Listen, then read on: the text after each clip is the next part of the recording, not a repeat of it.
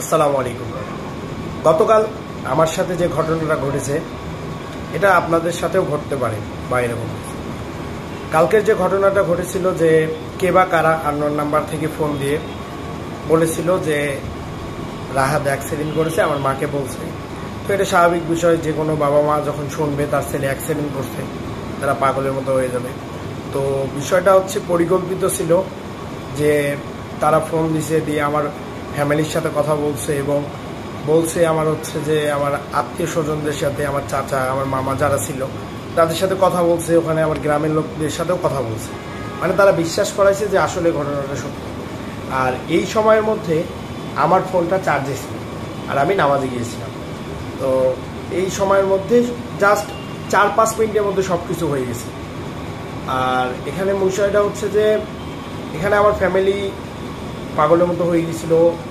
আর কথা হচ্ছে যে দেখা যাচ্ছে যখন এই ধরনের সিচুয়েশন হয় তখন মাথা কাজ করে না সকলেরই, যে এই মুহূর্তে কি করা উচিত বা কি করলে বিষয়টা সত্য কি না মিথ্যা।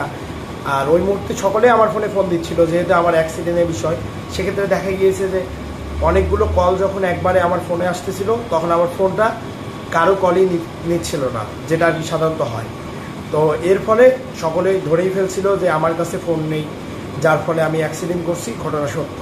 তো এই মুহূর্তে প্রতারকরা কী করছে, আমার ফ্যামিলিকে বলছে যে আপনার ছেলে তো অ্যাডমিশন করাতে হবে, অ্যাডমিট করতে হবে হসপিটালে, যার ফলে টাকার প্রয়োজন। তো ইমিডিয়েটলি টাকা না পাঠাইলে তাকে হসপিটালে ভর্তি করা যাবে না এবং বাঁচানো যাবে না। এখন এই মুহূর্তে যেহেতু আমার ফোনেও ফোন দিচ্ছে সকলেই একসাথে, আমার সাথেও কন্ট্যাক্ট নেই, তার ফলে কী হয়েছে, তারা বিকাশ নাম্বারে যখন টাকাটা দিয়ে পাঠানো হয়েছে তখন থেকে তাদের নাম্বারটা বন্ধ। পরবর্তীতে আমি যখন পুলিশের সাহায্য নেই তখন পুলিশ আমাকে বলে এই কাজটি করছে আপনার এলাকার কেউ, আপনি যেখানে জব করেন সেখানকার কেউ না, আপনার এলাকার কেউ এবং আপনার কাছের কেউ।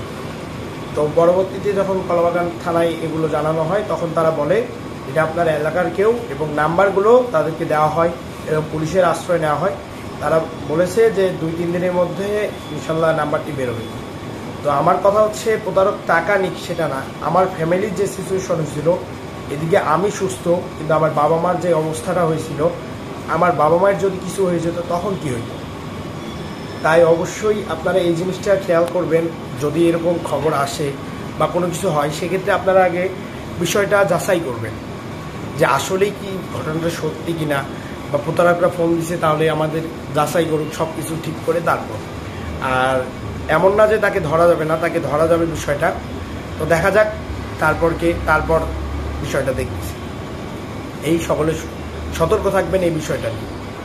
যতই আপনি চালাক হন, যখন কারো মৃত্যুর খবর বা অ্যাক্সিডেন্টের খবর থাকে কাছের কারো, তখন কিন্তু মাথায় আর কোনো কিছু কাজ করে না। জাস্ট এই জিনিসটা আমার ফ্যামিলির সাথে হয়েছে।